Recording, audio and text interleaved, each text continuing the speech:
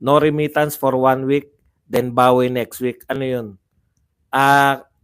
Tayo po, hindi tayo mga ekonomista. Hayaan po natin mga ekonomista. Alam naman hindi tayo mag-remit. Kasi po araw-araw po ang pasok eh. Araw-araw po nagkukwentahan po yan ng dollar reserve. Araw-araw po.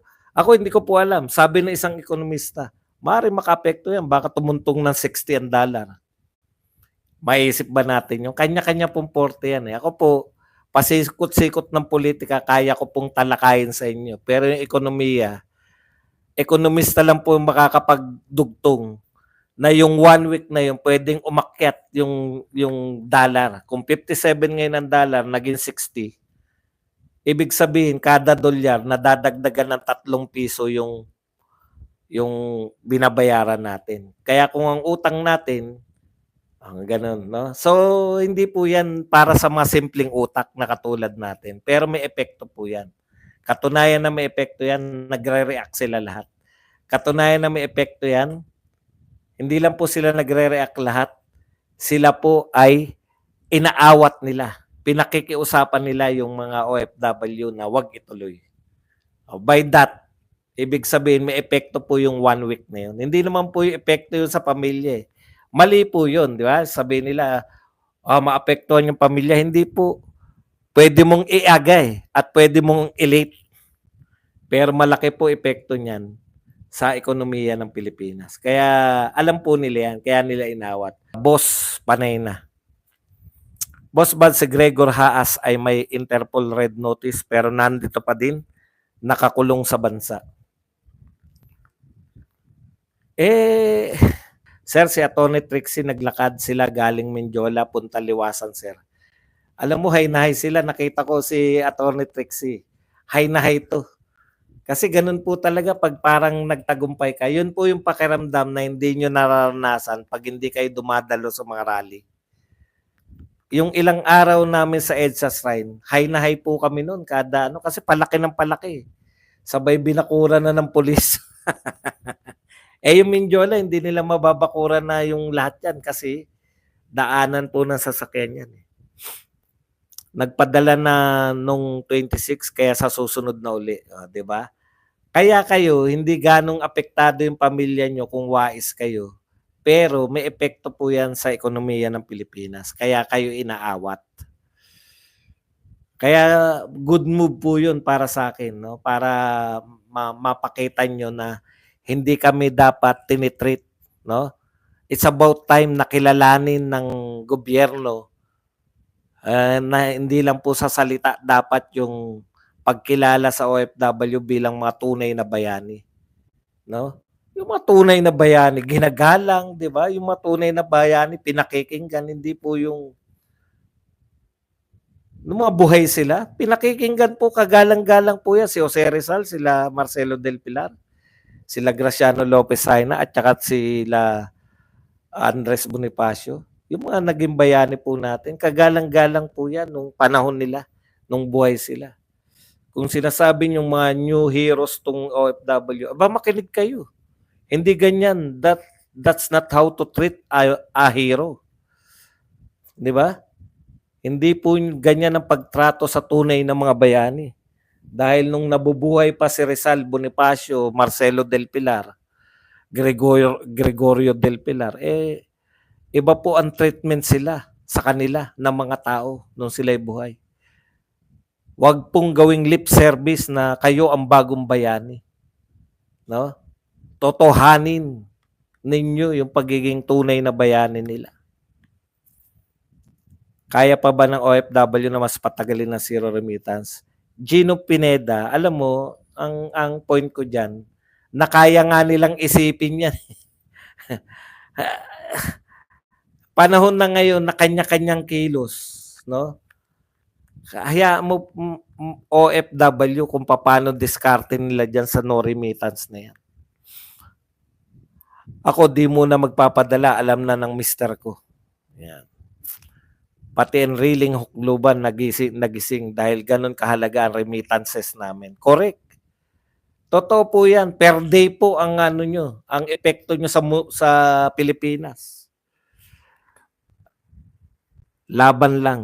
Watching from Jeddah. Alam niyo ambag-ambag natin, kanya-kanyang pagkilos, tulong-tulong po 'yun, eh. Kaming mga vlogger may ambag din kahit daldal lang kami ng daldal. Kahit kinakantyawan kami, "Badong dumaldal ka na naman." Eh, vlogger kami. Eto lang po ang kaya ko. Bilang vlogger, eto lang po. Dalawa po 'to, eh. Kumbaga sa ano yung tawag nila dun, sa tukhang yung ano, yung 2 barrel, anong tawag dun? Ito pong ginagawa namin, no, sa totoo lang, kaming mga vlogger, una, ginagawa po kaming libangan. Aminin man natin at hindi, malaki po yung naidudulot namin bilang libangan ng mga, 'di ba? Nagiging bahagi kami ng buhay ninyo habang nagtatrabaho, puta naaaliw.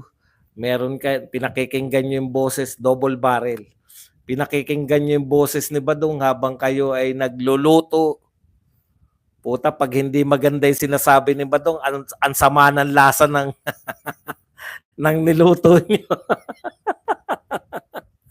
'Di ba? Libangan at the same time pinagkukunan ng impormasyon. Ayun po 'yun. Kayo mga OFW ang bumubuhay sa Pilipinas, kami naman nagiging libangan ninyo. At the same time, libangan na, at the same time napagkukunan nyo pa ng impormasyon. 'Di ba? Kanya-kanya tayong buhay. Yung mga Pilipino naman dito, ito po mga OFW, kayo yung bumubuhay sa ekonomiya ng Pilipinas. Yung mga Pilipino naman dito, sila naman yung gumagastos ng hindi, siyempre iba. Biro lang po, kayo naman, no. Tayong mga Pilipino dito, tayo po yung bumubuhay din kasi ginagastos natin yung padala ng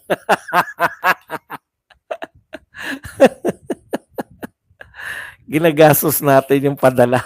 Salamat Sir Buds, galing nyo magpaliwanag. Maraming salamat po sa nakaka-appreciate. Mga OFW, trabaho nila, buhayin ng Pilipinas. Trabaho naman ng mga naiwan dito sa Pilipinas, gastusin yung padala niya. Biro lang po. Kasi kung hindi nila gagastusin, bagsak din ang Pilipinas, di ba? Yun eh. Tama lang yun. Hindi, yun naman talaga, no? Marami naman talaga. Marami pa rin naman naiwan dito. Mga teacher na nagtuturo sa ating mga anak. Di ba? Buhay na buhay. Mga tapat na naninilbihan sa gobyerno. Hindi naman lahat ng tao sa gobyerno magnanakaw eh. Yung mga malalaki. Boss Bats, nagtataka lang ako sa survey kung number 1 si Bongo sa survey. Tapos ang panawagan ng mga DDS ay vote straight PDP. Bakit yung ibang PDP senators ay di makapasok sa top 10? Correct. Correct. Totoo po yan. Ako, hindi ako naniniwala. Ito hindi po ako naniniwala na yung mga Duterte supporters ngayon ay chani pa. Kaya yan yung hindi nyo pwede nang sabihin sa amin. Good observation. Sino ba nagsabi nun? Nawala na eh. Ayan, si Ako Bisaya. Tama ka, Ako Bisaya. Kung number 1, si Bongo, di ba? At ang lahat na ng mga Duterte supporters nagsasabi na straight kami, bakit hindi makapasok sa top 12 yung iba? Kung number 1 si Bongo, dapat pasok lahat. Kasi imposible. Wala pong Duterte supporter ngayon na si Bongo at si Bato lang. Tapos Tito Soto na, lalo na Erwin Tulfo, imposible. Wala pong bobotong Tulfo sa mga Duterte. Yan ang tinitiyak ko sa inyo. Kaya tama yung obserbasyon mo. Imposible ang survey na yan. Ang totoo, straightan ang laban ngayon. Hindi to katulad na ibang politika po ngayon eh. Ang politika po natin ngayon masyadong polarized. Talaga naman ang survey. Sino ba na magtapatan po tayo? Sino ba yung mga yan na nagsasurvey? 'Di ba? Lalo na yung mga bagong survey, mga No Limit Angere, tsaka yang ano, yang mga pinaka-worst, yung Octa Arts Dancer Survey. Mga dancers lang yan. Ngayon nagsasurvey na. Ng pupa. Octa Arts Dancer Survey. Maniwala kayo dyan. Shout out kay Rapi Tulpo. Sabunutan nyo si Arnold para malaman nyo wig. Alam nyo po, ang mga wig ngayon, hindi na po siya yung wig na pinapatong. Ang mga wig po ngayon, dinidikit na. Hindi ba kayo nanonood sa ano? Hindi ba kayo nanonood? Ito ba, mahalata nyo ba na wig ako? Hindi po, totoo po to. Hindi na po ganun na wig. Ang wig po ngayon, dinidikitan na nila. Pwede ka na nga maligo ngayon na suot mo yung wig. Unlike po na pinapatong lang. Ngayon po, ang wig ngayon, aahitin muna yung ano mo, yung bumbunan mo, kalbo ka rito, tapos lalagyan ng pandikit. Mga 2 linggo yata, magpapalit ka na naman ng dikit. Kaya continuous na po yung ano ng wig ngayon eh. Continuous na po kasi parang after ng 1 buwan, papalit ka na ng wig dahil ginugupitan nga yung mga wig ngayon. Naniniwala po ako sa Kalye Survey Live, Mr. Kenkoy. Boss, bad siyang survey mind conditioning yan kasi dadayain talaga nila resulta ng eleksyon by hook or by crook yan. May binulgar si Maharlika na si Lisa Marcos ay may nakaredy na hard hacker. Kaya po dapat tinatapatan natin yan. Senator Bongo, tapatan mo yung mga hacker nila. Sila lang ba may karapatang mag-hack? Sabi pa nga sa comment section ng mga kalaban ni Arnold M. Clavio, bantay sa lakay. Boss Bas, meron ba nagsasurvey na OFW? O, di ba? Bakit wala? Tinamaan ng bala yun. Andun nyo panoorin sa story ng Digmaan Kernel Dennis Eclarin. Boss, we show our numbers for the Duterte kaya maraming nakarealize na politiko na majority sumuporta sa unity noon ay sa mga Duterte. Correct. Yung mga free prints and ang kusang loob na crowds. Sanay po yung mga Duterte dyan. No? Sa mga hindi organized, kusang loob. Hanggang ngayon, ganun pa rin. Yun ang inaasahan nila. Parang ganito po, no? Ganito po ang anong tawag doon? Yung hindi po thank you very much muna kay Ramil Ole na nagbigay sa atin ng $20. Ngayon lang umabot sa live mo, boss. Maraming salamat, Ramil Ole. Kita nyo naman, no? Sana yung mga ngayon lang umaabot, meron ding ganitong pakape. $20 kagad. Ang point ko, meron na yung non-informal, may informal na kasunduan ang mga tao sa Duterte. Ano po yun? Hindi namin kinakailangan ng ayuda. Never po. Namigay po si Tatay Digong ng ayuda nung panahon lang ng pandemya kasi bawal lumabas eh. Anong gagawin ng mga nasa loob? Matitigo kami pag hindi nyo kami binigyan ng ayuda. Pero hindi po yan yung pangunahin niya. Parang informal na kasunduan ng mga tao sa Duterte. Kami na bahala sa support namin sa inyo.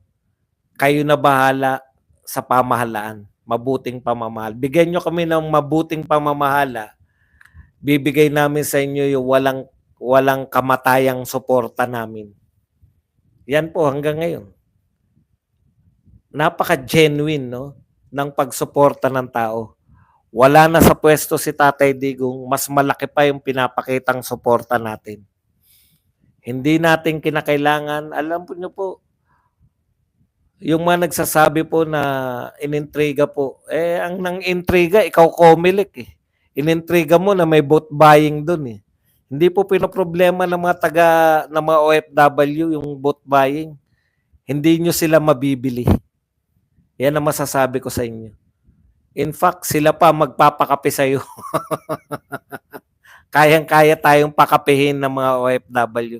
Hindi po sila nababayaran para lang kung nagpunta kayo sa Hong Kong, maaawa kayo dahil nagtiyatiyaga sila na masilayan lang si Tatay Digong. Yung pala, no? Huli na pala yun.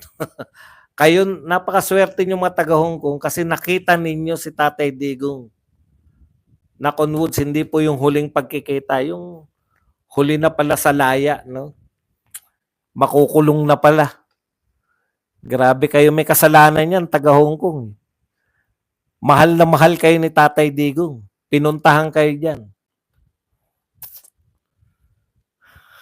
Tapos pinagplanuhan na pala. Pagbalik pala, kulong na.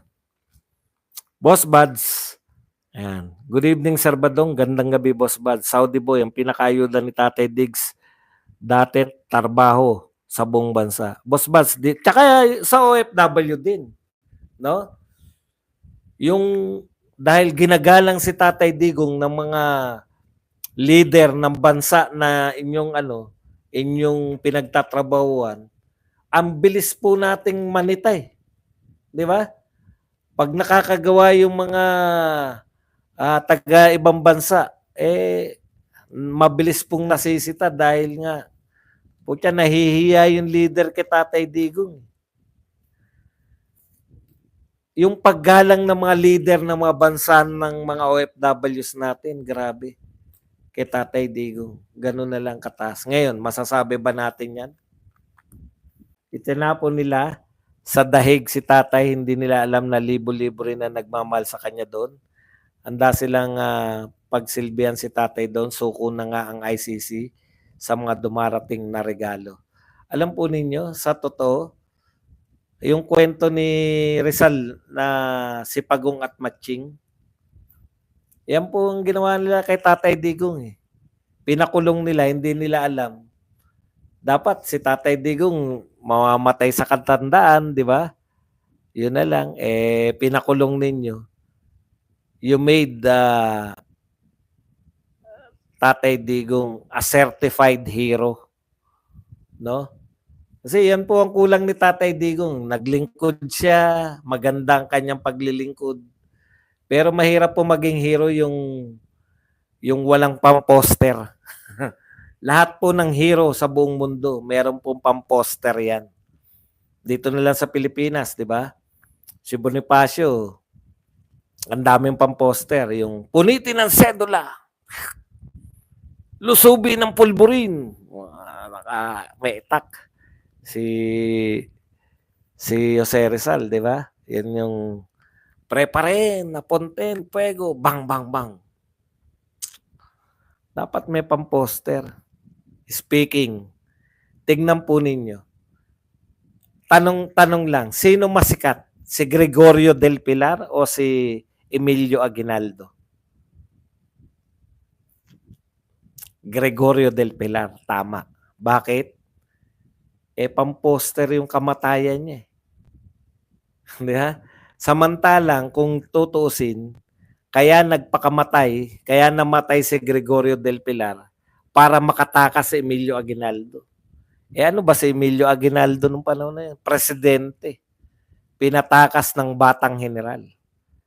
Pero dahil pamposter yung kamatayan, nakasakay sa puting kabayo, habang binaril ng mga Amerikano, yun.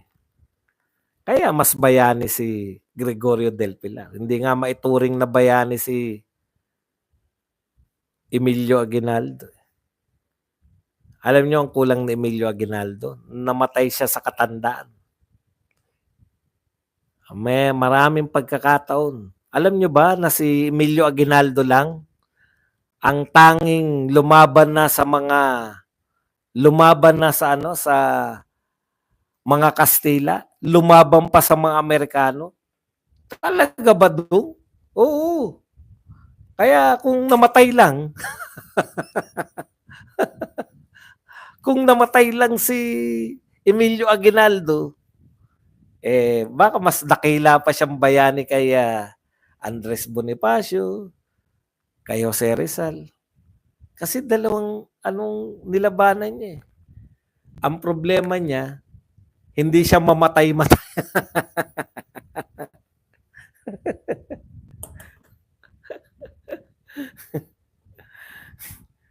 Ayan, ang ginawa ninyo kay Tatay Digong.